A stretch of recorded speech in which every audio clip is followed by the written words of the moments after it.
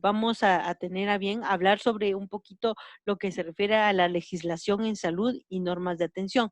La verdad es un documento bastante pequeño, bastante concreto, y vamos a decir que esto nos va a retroalimentar un poquito acerca de las funciones, ¿verdad? De las actividades que se tendría que realizar en el caso ya cuando ustedes sean médicos, ¿verdad? ¿Cuál va a ser la función?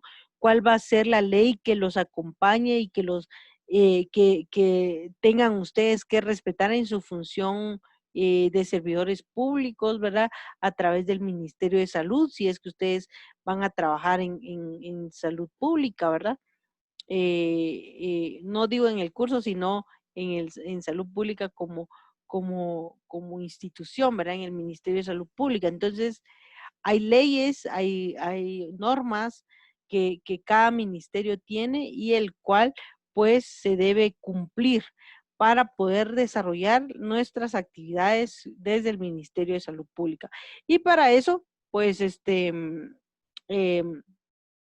vamos a empezar a revisar este documento. No sé si alguien lo leyó, que me pueda compartir qué fue lo que entendió, qué fue lo que leyó acerca de este tema. Licenciado, ¿Sí? Diga. pues sobre el documento de legislación en salud y normas de atención, pues estuve leyendo de que básicamente son todas las normas que que son indispensables para, para ejercer las carreras. Menciona Ujú, de que la Constitución es la principal y de ahí proceden otras, como por ejemplo leyes, códigos, reglamentos y decretos. ujú, También menciona sobre el Código de Salud, el artículo 4, el decreto ujú, 90-97 del Congreso de la República, que ujú. menciona la salud como un derecho y Ajá. que eso dependerá de la actividad del individuo dentro de la sociedad, es decir, su participación social y colectivo y todo lo demás. Ujú, Y con las normas de atención en salud que buscan calidez, la calidad, dignidad y el ujú, humanismo dentro de ya, la carrera.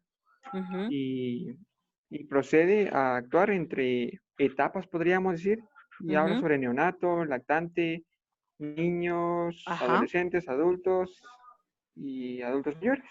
Muy bien, Y excelente. básicamente atiende a cada etapa por cómo es. Muy bien, excelente. Solo Muy bien.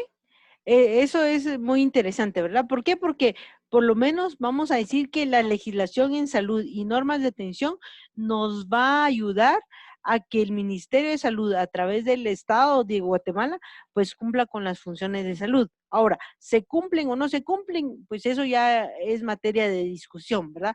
Pero lo que hoy vamos a ver es qué normas, qué reglamentos, qué legislación nos ayudan a que se vea la salud como un derecho humano. Vamos a partir de eso. La salud es un derecho humano y está consagrada en los normativos internacionales sobre derechos humanos. El derecho a la salud es uno de ellos y es primordial. Y en ese sentido vamos a decir que la legislación en salud y normas de atención en salud pues nos ayudan y nos orientan en el qué hacer, ¿verdad? Y vamos a ir viendo algunas cosas. Yo solo quiero remarcar algunas cosas. La mayoría de cosas, pues ustedes la tienen en su documento, ¿verdad? Eh, obviamente, esta en materia de legislación y derechos, normas y reglamentos, vamos a decir que hay fundamentos legales. O sea, nadie, por ejemplo, usted como doctor que va a trabajar en el Distrito de Salud de Tajumulco, aunque usted sea doctor y usted no sepa nada de leyes, sí se va a tener que aprender las normas que rigen el Ministerio de Salud. Porque, por ejemplo, llega, por ponerles un ejemplo, llega una niña con, por ejemplo, con indicios de que fue abusada sexualmente. Usted puede ser médico y usted puede decir, ah, mire, eso no me compete a mí, miren qué hacen con la niña, ¿verdad? Por ejemplo. Pero cuando usted ya trabaja en el Ministerio de Salud, usted tiene una responsabilidad legal. Y entonces, aunque usted no sea abogado, usted tiene que saber qué hacer en determinada ocasión. Por ejemplo, ¿verdad? En este caso, en donde pues ya hay un delito en contra de una niña y llevan a la niña al centro de salud de Tajumulco, estoy poniendo un ejemplo, ¿verdad? Porque la niña está teniendo fiebre y usted detecta que más que fiebre es una consecuencia de un maltrato y violencia sexual que ella vivió. Entonces, ¿qué tiene que hacer usted?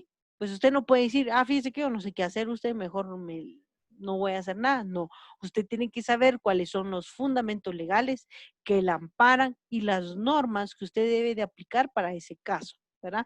Entonces, por eso vamos a decir que estas normas de atención en salud y los fundamentos legales van a servir para atender a toda la población en general. ¿Y por qué? Porque se ve la salud como un derecho al que todo ciudadano, o mejor dicho, al que todo habitante tiene. Tal vez ahí voy a corregir un poquito el documento, porque no es a un ciudadano, ¿verdad?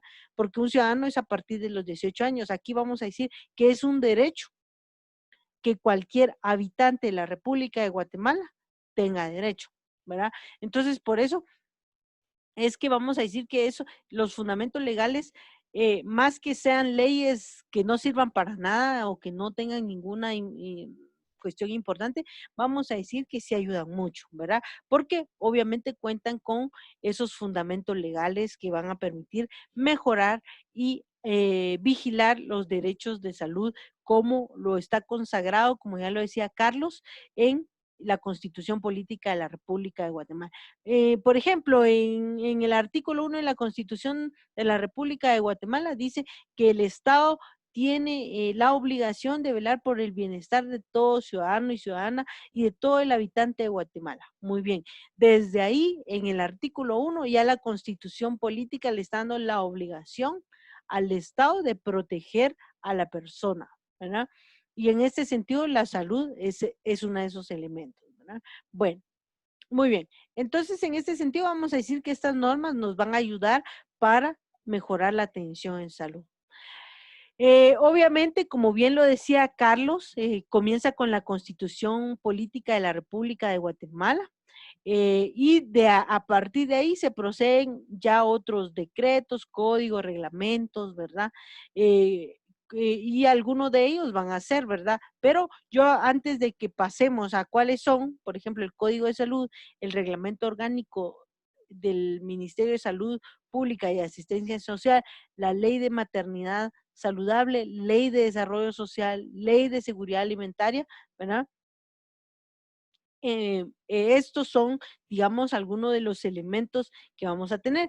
Yo quisiera iniciar diciendo en qué se basa o cuál es em, la base fundamental en la Constitución Política de la República de Guatemala.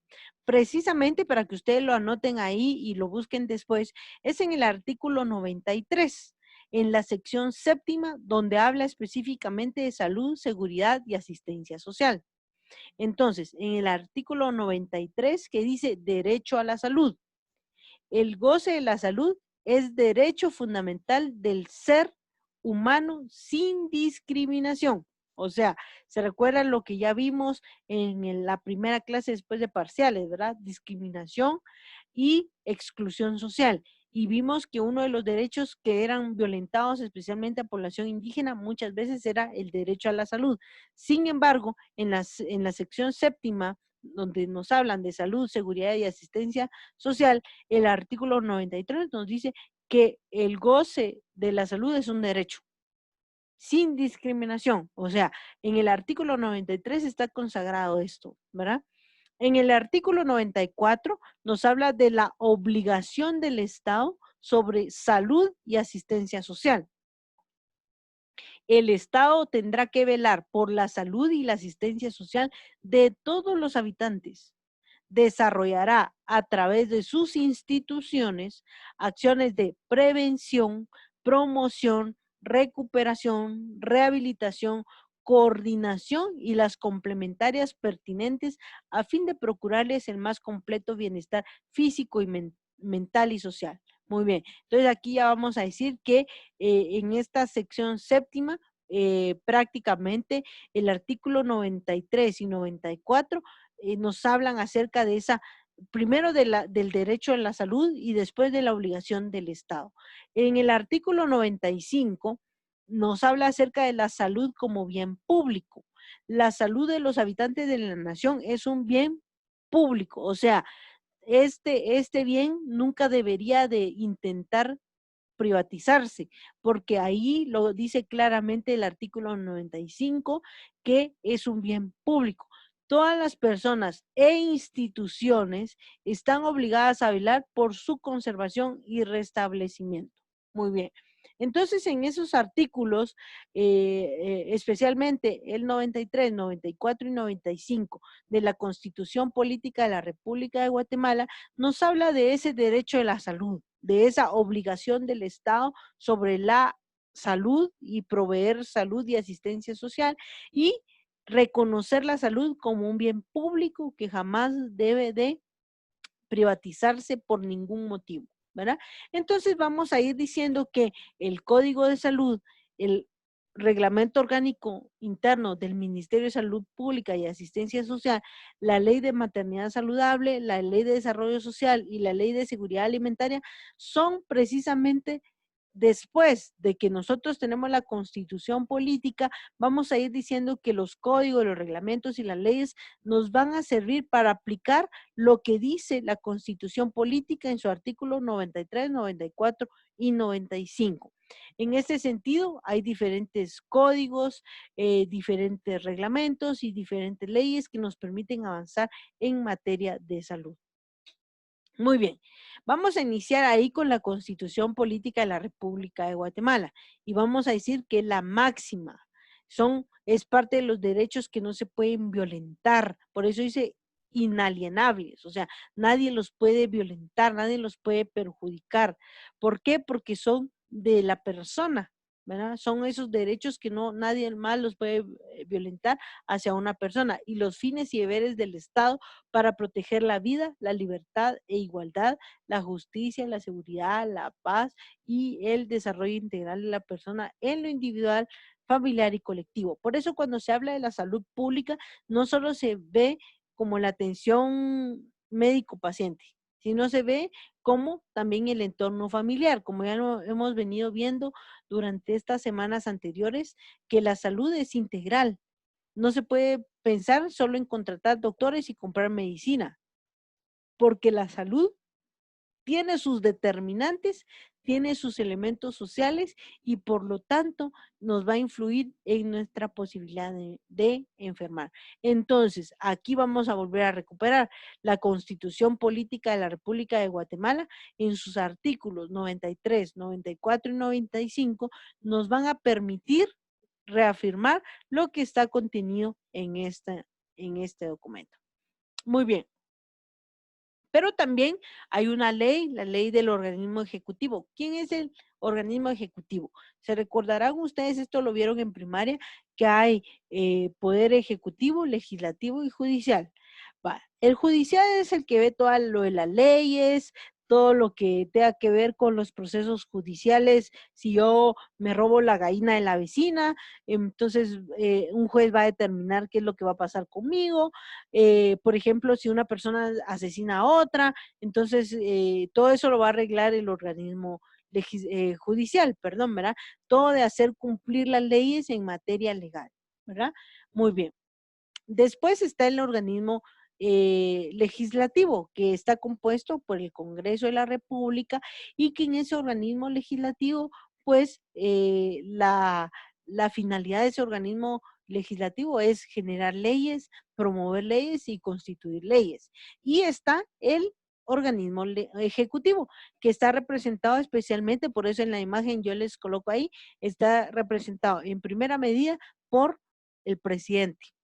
Y el presidente ha colocado diferentes ministros, que el Ministerio de Finanzas, que el Ministro de Salud, que el Ministro de Economía, que el Ministro de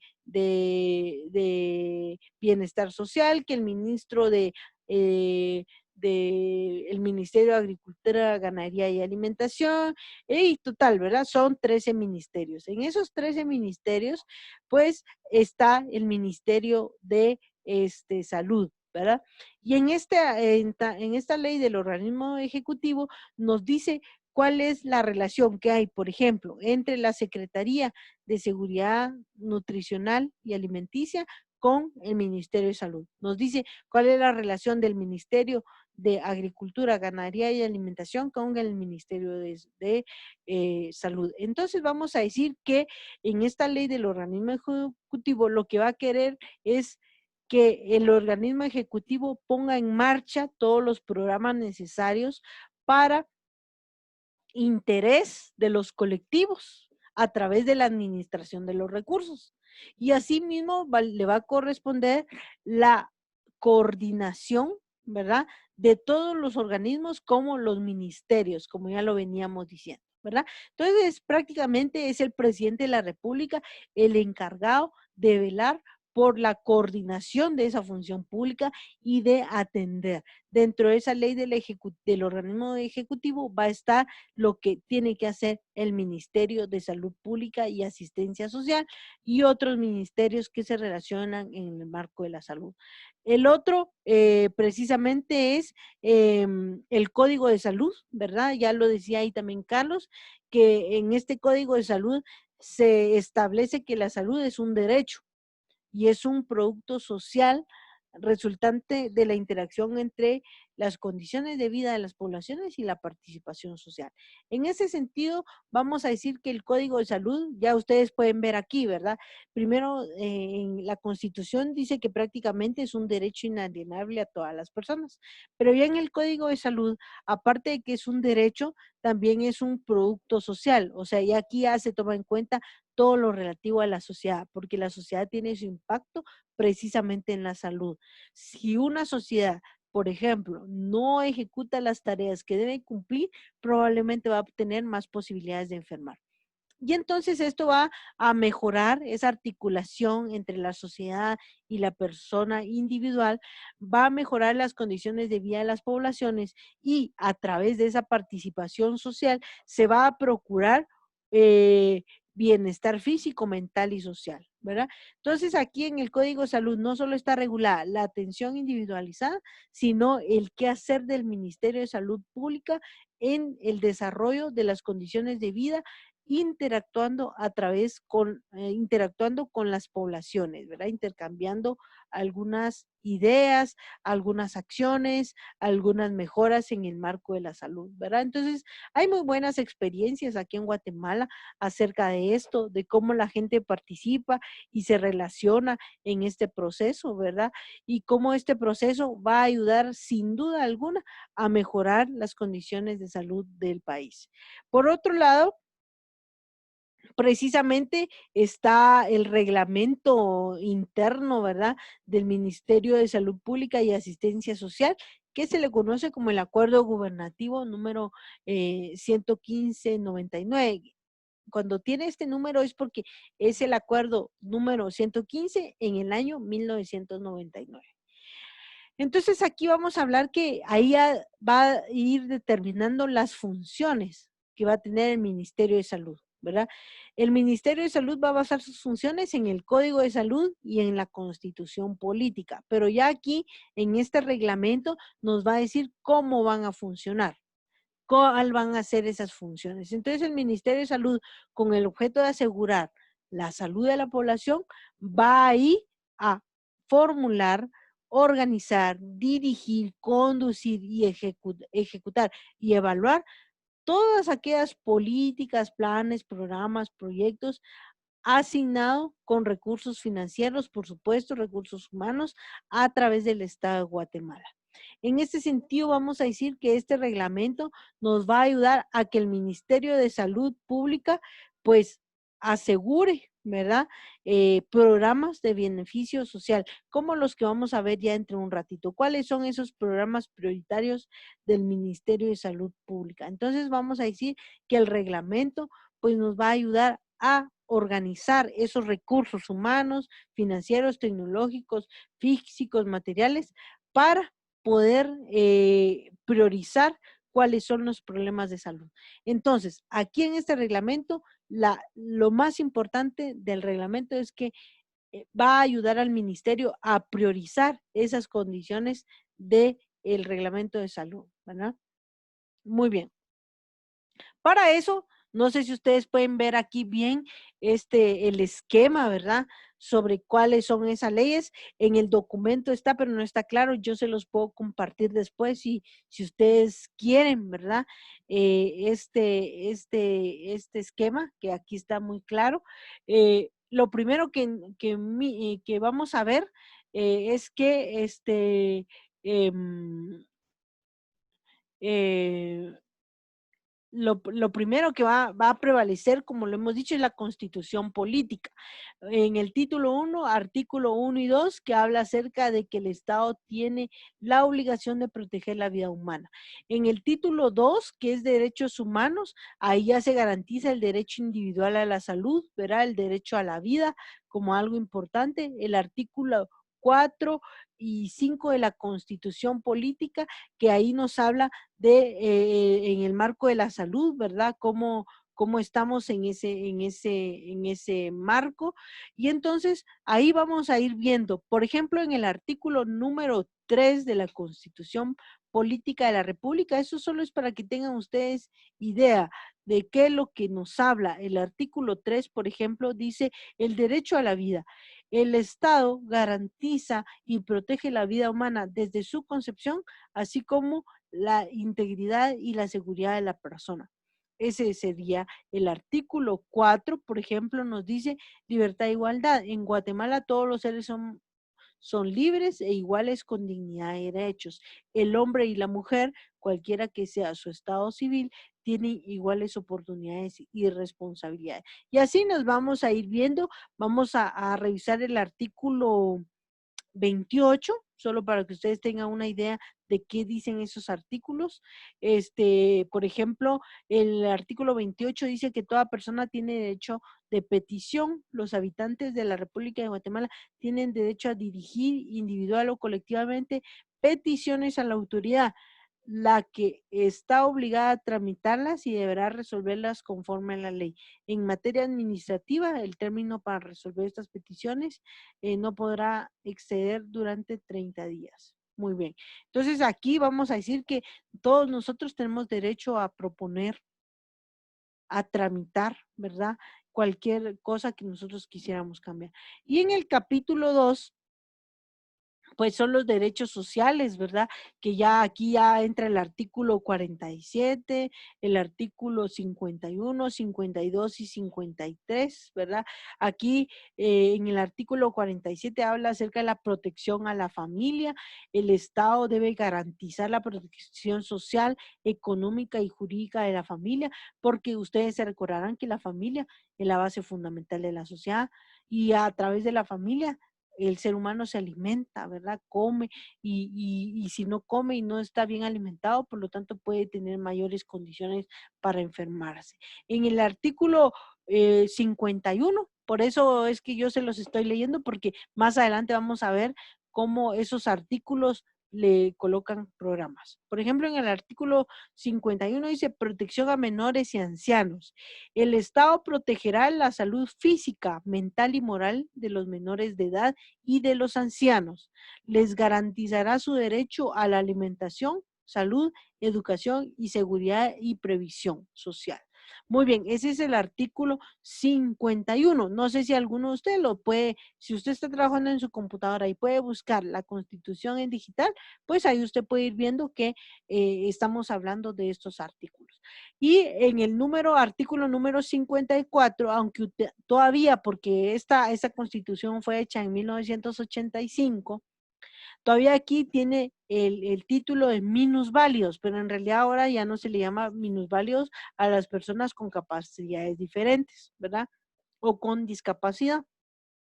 En el artículo 53 dice, minusválidos, el Estado garantiza la protección de los niños minusválidos y personas que adolecen de limitaciones físicas, psíquicas o sensoriales. Se declara de interés nacional su atención médico-social, así como la promoción de políticas y servicios que permitan su rehabilitación y su reincorporación integral a la sociedad.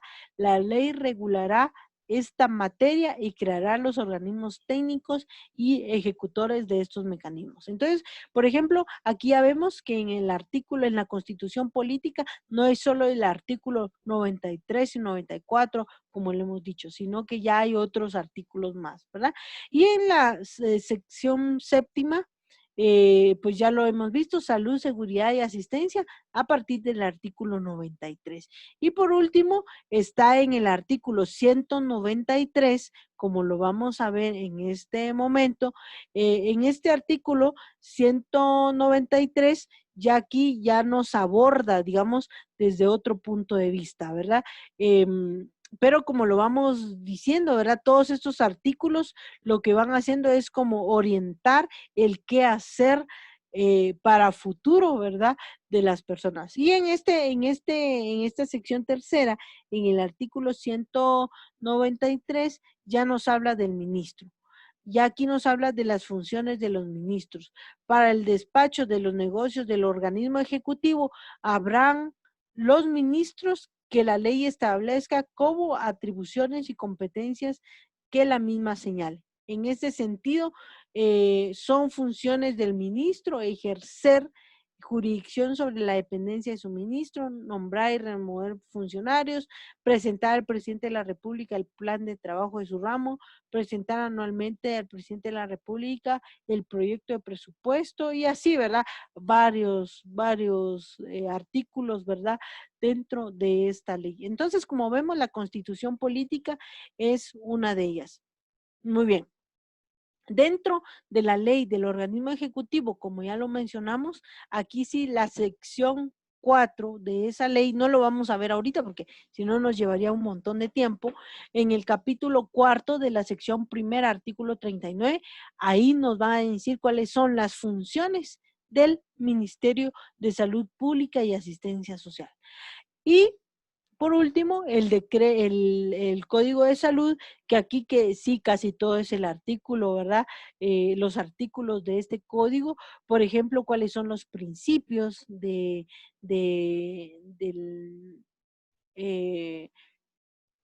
de este servicio de salud que se va a prestar, cuáles son qué es salud, qué es ambiente, cuáles son el control de enfermedad, cómo se va a llevar a cabo la eliminación y disposición de excretas y aguas residuales, el de desechos sólidos, cómo se van a manejar los cadáveres, cuál va a ser la forma de protección de la salud en los alimentos y así, ¿verdad? El Código de Salud tiene realmente todos los componentes. Si ustedes quieren saber, por ejemplo, usted quiere poner una cafetería o su mamá tiene una cafetería, léase el Código de Salud, ¿verdad? Por ejemplo, el capítulo quinto, ¿verdad? Sección 1, protección de la salud en relación con los alimentos. Por ejemplo, ahí le van a dar orientaciones de qué es lo que debe, por ejemplo, su mamá o su papá, si es dueño de un servicio de alimento, cómo debe manejar los alimentos. Entonces, el Código de Salud en el decreto 9097, que es decir, que fue el decreto 90 en el año 1997, en el cual se constituyó este código. Y además, aparte de estas leyes y códigos, vamos a decir que también va a haber peso a través de todo lo que tenga que ver con la Declaración Universal de los Derechos Humanos, todo lo que tenga que ver a nivel internacional de convenios sobre la protección de la maternidad, el tema de la Declaración del Derecho de los Niños y las Niñas, ¿verdad? El Código Internacional de la Ética de Enfermería, el convenio número 149 sobre las personas de enfermería, ¿verdad? Entonces, aparte de todas estas leyes y códigos, también van a haber declaraciones internacionales que nos ayuden a mejorar los servicios de salud pública. Muy bien, ¿hasta aquí hay alguna duda de este esquema?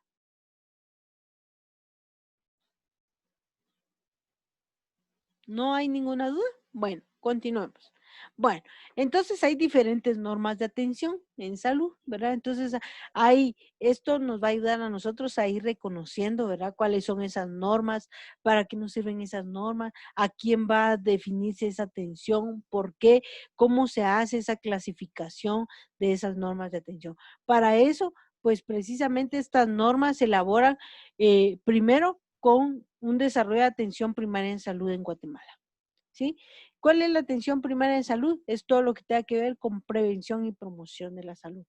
Y tiene su expresión en el primero y segundo nivel de asistencia. Aquí ya vimos cuáles son los niveles de asistencia, ¿verdad? Entonces vamos a decir que las normas de atención, especialmente la atención primaria en salud, va a tener funcionalidad más en el primero y segundo nivel de atención.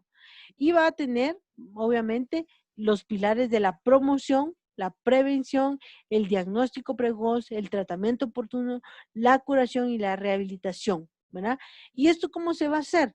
A través de la participación de las personas, la familia y la comunidad, que al final van a ser los que somos los beneficiarios directos, ¿verdad?, de esas normas. Si no existen esas normas, pues no habría posibilidad de mejorar el sistema de salud, ¿verdad?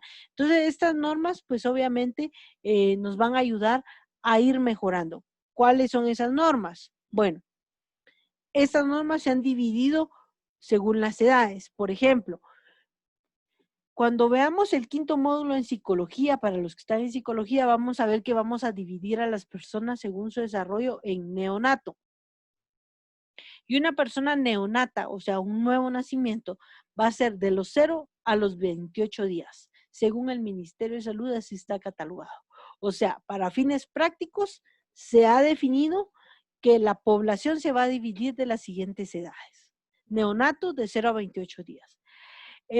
Lactante va a ser de 29 días a 1 año de edad.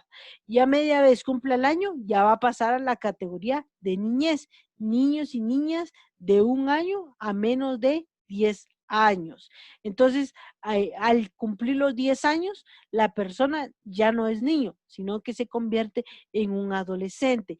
Y los adolescentes están comprendidos entre mujer y hombre de 10 años a menos 20 años. O sea, si usted todavía tiene 18, 19 años, usted todavía es una persona para el Ministerio de Salud que se considera una persona adolescente, ¿verdad? Entonces, en este sentido, vamos a decir que la adolescencia tiene una amplia gama, ¿verdad?, de edades, porque está prácticamente desde los 10 años hasta los 20 años.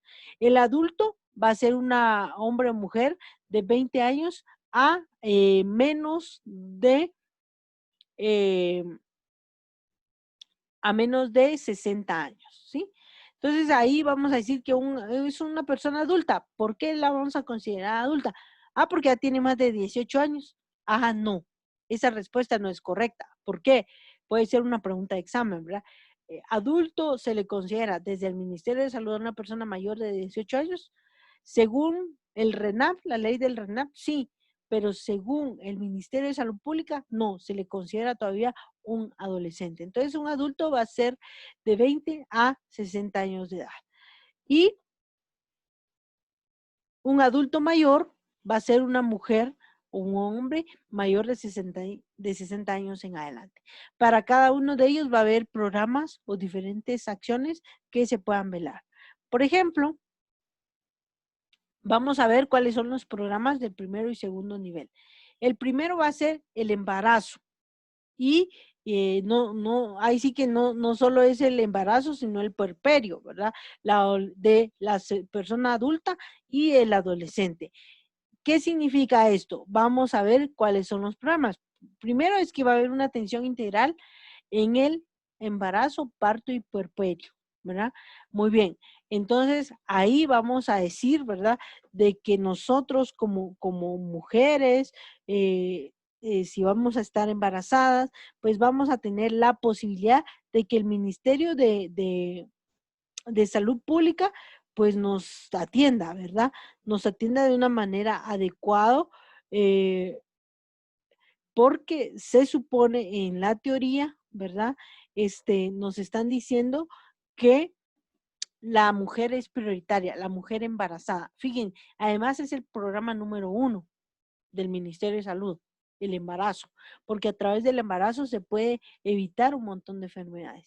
Acciones preventivas durante el embarazo, acciones preventivas en el parto, ¿verdad? ¿Cuáles son unas acciones preventivas en el embarazo, ¿verdad? Por ejemplo, llevar un control del embarazo, ¿verdad? Ver, por ejemplo, si hay es una paciente que empezó a sangrar repentinamente, bueno, ¿cómo se podría prevenir esas enfermedades, verdad? Las acciones preventivas en el parto, por ejemplo, que la persona tenga todas las condiciones necesarias para que se pueda dar un parto, resolver el parto por cesárea o parto normal. Las acciones preventivas en el puerperio, después de que ya ha nacido el niño, cómo la madre se va a recuperar, cómo se va a recuperar ese aparato reproductor de la madre, ¿verdad? Y este proceso más o menos dura entre 5 y 6 semanas, el puerperio, ¿verdad? Dura más o menos entre 5 y 6 semanas, que son las acciones preventivas que se tienen que dar para asegurar que la madre tenga una recomposición o una recuperación de su aparato reproductor. Luego está el manejo básico de emergencias obstétricas, digamos, ¿cuál es una emergencia obstétrica? Por ejemplo, se me rompió la fuente, por decirles algo, ¿verdad? O sea, simplemente el feto se ha quedado sin líquido porque se rompió la fuente, eso es lo que comúnmente se le llama, y entonces eso ya es, bueno, eso es una emergencia obstétrica. La detección y prevención oportuna, esto es muy importante, ¿verdad? Como con un control del embarazo se puede dar, por ejemplo, una detección y prevención. Por ejemplo, el niño no ha logrado encajarse y ya está para nacer, o sea, ya está en época que deba nacer y no se ha encajado. Entonces, ¿qué tengo que hacer yo? ¿Qué tengo que hacer yo para poder detectar y prevenir algo, ¿verdad? Una muerte materna. Y la orientación a la familia, a la mujer y a la comunidad. Esto es muy importante, ¿verdad? Porque en todos los programas va a haber una orientación a la familia y la comunidad. La lactancia, ¿verdad? La lactancia materna exclusiva es un elemento importante para asegurar el bienestar del niño, ¿verdad?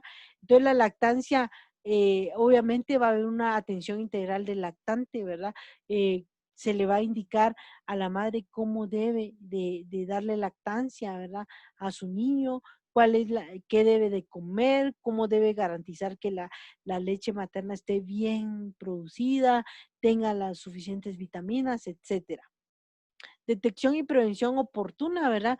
Cuando una madre no da por ejemplo, por alguna razón o circunstancia, no puede dar lactancia materna, ¿qué se debe de hacer, verdad? Para detectarlo de una manera adecuada y cuál debiera de darse para reducir los riesgos durante la lactancia. Y por supuesto, la orientación a la familia y la comunidad. Hasta hace poco habían algunas personas que decían que, por ejemplo, dar de mamar en un círculo social es como poco ético, ¿verdad? Sin embargo, cada vez ha ido habiendo más información a la comunidad para sensibilizar en la importancia de la lactancia materna en el infante. La niñez, ¿verdad? Aquí, como vemos en la fotografía, la atención integral a la niña y el niño, ¿verdad? Esto debe ser muy importante porque va a haber una acción preventiva de 1 a 5 años, ¿verdad? Esto es bien importante. ¿Se recuerdan quiénes son los niños? Los mayores de 1 año. ¿Por qué las acciones preventivas de 1 a 5 años? Precisamente porque el desarrollo del cerebro se da especialmente en esas edades. Si un niño no se le da una atención adecuada de prevención para que no se enferme, para que no le dé fiebres, para que no se enferme constantemente de diarrea, para que esté bien nutrido, precisamente tiene que ver con el desarrollo cognitivo y psicológico de la persona. Las acciones preventivas de 5 a 10 años, por ejemplo, que el niño mantenga su peso talla, ¿verdad? Con un adecuado desarrollo, ¿verdad? Que se le siga aplicando algunas vacunas que pueden servir para prevenir enfermedades, eso también es otra cosa. Por ejemplo, aquí en estas acciones preventivas, también ahora se está motivando a que se pueda colocar, por ejemplo, vacunas para prevenir el cáncer de cervix en las niñas, ¿verdad? Detección y prevención oportuna, cuáles son por ejemplo, un niño de 9 años que empieza a sangrar mucho por la nariz y que empieza a perder peso, que empieza a perder talla, que esté muy pálido, bueno, puede ser una anemia, ¿verdad? Entonces, ¿qué se puede hacer para detectar y prevenir oportunamente que no tenga otras complicaciones?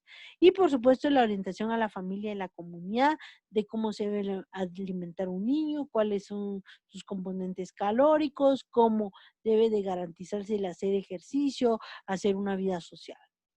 Muy bien. Y cuáles son el cuadro de medicamentos aptos para los niños. Eso es bien importante, por eso un pediatra siempre es importante en esta labor, ¿verdad? Porque ellos saben manejar las cantidades idóneas de medicamento para cada uno de los niños. En la adolescencia, ya aquí ya vemos que la adolescencia ya es otra etapa y se dice la atención integral a los adolescentes. Por ejemplo, en educación sexual y reproductiva, ¿verdad? Esto es uno de los programas muy importantes en el Ministerio de Salud, de cómo al adolescente se le debe de informar y formar sobre una educación sana a nivel educativo. Acciones preventivas y detección y prevención oportuna, ¿verdad? Acciones preventivas, por ejemplo, al cuidado de la niñez, perdón, de la infancia en materia de prevención. Ustedes saben que la adolescencia es una etapa muy difícil, donde, por ejemplo, tenemos muy alborotadas las hormonas, queremos experimentar cosas, y entonces en la vida del adolescente es muy importante las acciones de prevención, especialmente el consumo de drogas, las relaciones sexogenitales de manera segura para no pues atraer enfermedades eh, de transmisión sexual, ¿verdad? Y la detección oportuna, si hubieran algunas enfermedades, cuál sería la forma de prevenir que se siga desarrollando. Y la orientación a los adolescentes, a la familia y la comunidad. Esto es muy importante porque muchas veces no se toma en cuenta al adolescente. Es más, yo diría que este programa está muy débil, habría que fortalecerlo, porque cada vez más vemos que el adolescente se enfrenta a más problemas producto de que tal vez, no sé si no solo es el Ministerio de Salud, sino también el Ministerio de Educación, el de Cultura, el de Deportes, pues a lo mejor no están haciendo bien su papel, ¿verdad? Y estamos descuidando a esta población de adolescentes que al final son el futuro de Guatemala. Otro de los programas que también no tiene mucho auge y creo yo que se debe de mejorar es el programa del adulto mayor, porque aquí la atención integral del adulto mayor, ¿qué significa atención integral? Se supone que el Ministerio de Salud, cuando hablamos de integralidad de la personalidad, ustedes se recordarán, hablamos del aspecto biológico, psicológico y social. ¿Qué está haciendo el Ministerio de Salud para dar esa atención integral al adulto mayor? Pues prácticamente no estamos haciendo mucho. Entonces hay muchas cosas que hacer en atención integral. Las acciones preventivas, ¿verdad? Por ejemplo, dotar a los adultos mayores de medicamentos o de vitaminas que permitan retardar el envejecimiento de sus células, la detección y prevención oportuna de algunas enfermedades, esto es muy importante, un chequeo anual por lo menos, aunque en adultos mayores a veces se aconseja a cada 6 meses, ¿verdad? Un chequeo general a cada 6 meses o a un año, ¿verdad? Para que se pueda detectar oportunamente o prevenir oportunamente alguna enfermedad. Orientación individual, familiar y comunitaria, cómo esto es muy importante porque muchas veces pensamos, es adulto mayor, solo necesita dormir y que se quede ahí sentado en el sillón todo el día, ¿verdad? No, de repente también los niños pueden hacer algo por el adulto mayor, los adolescentes, la familia y la comunidad pueden motivar a que este adulto mayor se sienta querido, se sienta una persona útil a la comunidad, ¿verdad? Entonces, en este sentido, vamos a decir de que eh, esta posibilidad o este desarrollo del adulto mayor es muy importante. Muy bien.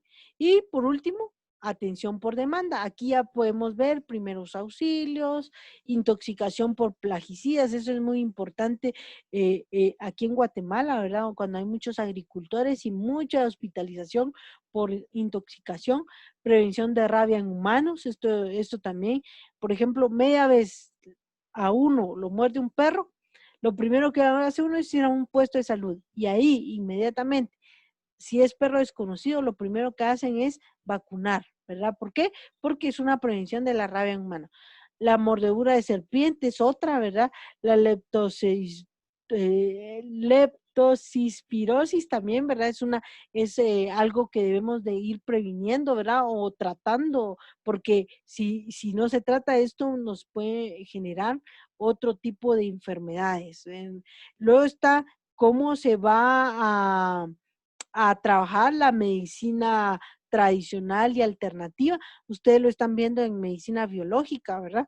Lo están viendo en medicina biológica, cómo es importante el conocimiento de la, de la, de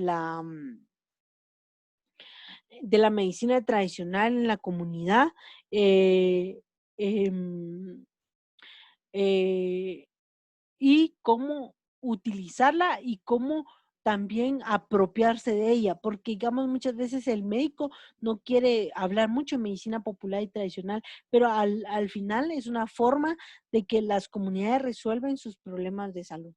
La atención de la población migrante, ¿verdad? Esto es otro de los elementos importantes. Somos un país altamente migratorio, ¿verdad? Con muchas personas que vienen y salen del país.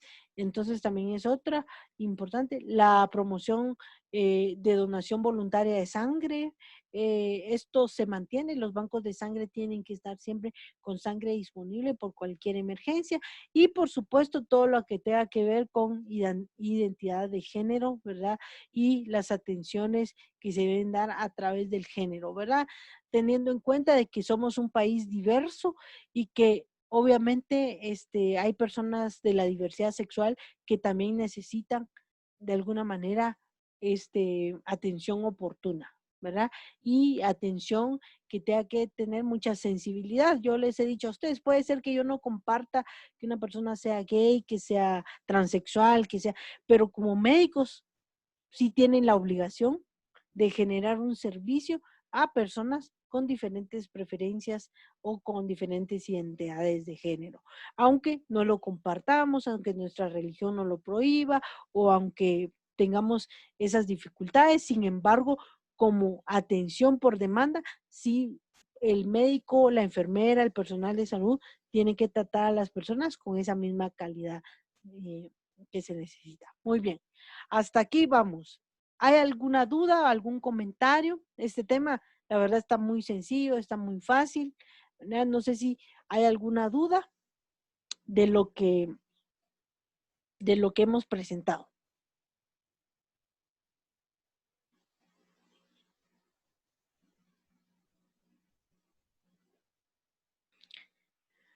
¿No hay dudas? ¿Preguntas? ¿Comentarios?